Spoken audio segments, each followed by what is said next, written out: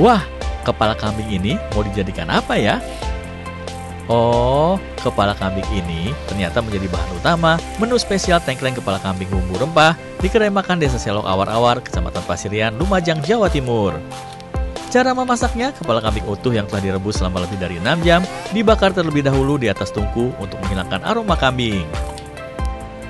Kemudian bawang putih, bawang bombay, dan bumbu rempah yang telah dihaluskan ditumis hingga aromanya keluar.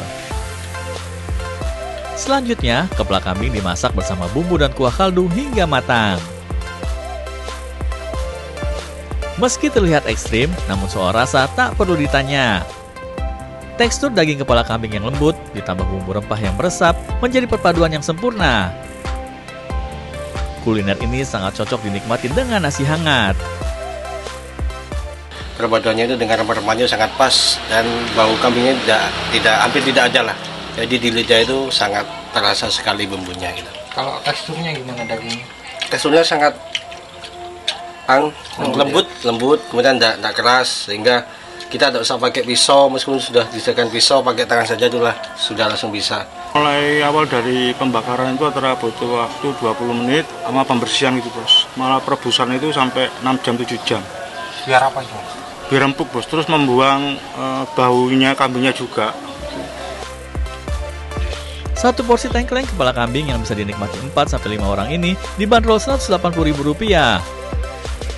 Bagaimana? Anda tertarik mencoba kelezatan tengkleng kepala kambing utuh bumbu rempah ini? Dari Lumajang, Jawa Timur, Yayan Nugroho, iNews melaporkan.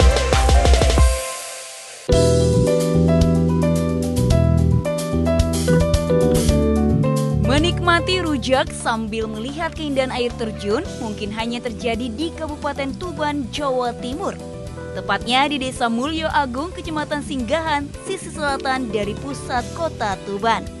Di lokasi ini terdapat wisata air terjun yang indah dengan air berwarna hijau toska. Tidak hanya itu saja, di lokasi ini juga terdapat makanan khas Desa Mulyo Agung, yaitu rujak petis yang memiliki cita rasa berbeda dari rujak lainnya. Di lokasi wisata air terjun Putring Lirip ini, banyak warung-warung menjajakan kuliner rujak petis khas desa ini.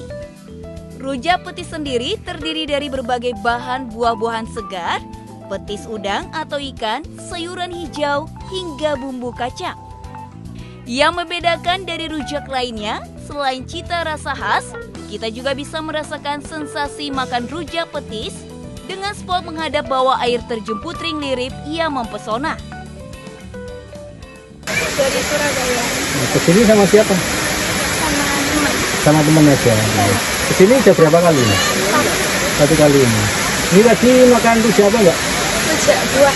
Rujak buah. Rasanya gimana? Enak. Sambil menikmati air terjun ini ya? Iya. Air terjunnya gimana, Mbak? Bagus sekali pemandangannya. Kuliner itu karena khasnya yang Lirip itu rujak ya, jadi hampir seluruh warung yang ada di sini keseluruhan itu pasti ada rujaknya. Jadi ada ya makanan khasnya rujak lah seperti itu. Tergantung pilihan sih, di situ ada rujak buah, ada rujak kacang, ada rujak petis, ada rujak macam-macam, tapi khas. Jadi beda dengan yang Perpaduan keindahan alam dan kuliner khas pedesaan ini membuat lokasi wisata air terjun Putring Lirip menjadi salah satu destinasi wisata yang wajib dikunjungi saat musim liburan, seperti libur sekolah saat ini.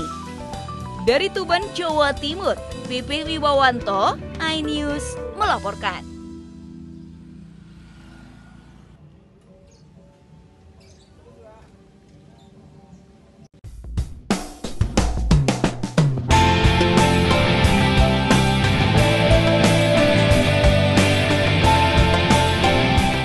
Aktivitas warga di lereng Gunung Anjas Moro, Kecamatan Wonosalam, Kabupaten Jombang dalam menarik kunjungan wisatawan seolah tak ada matinya.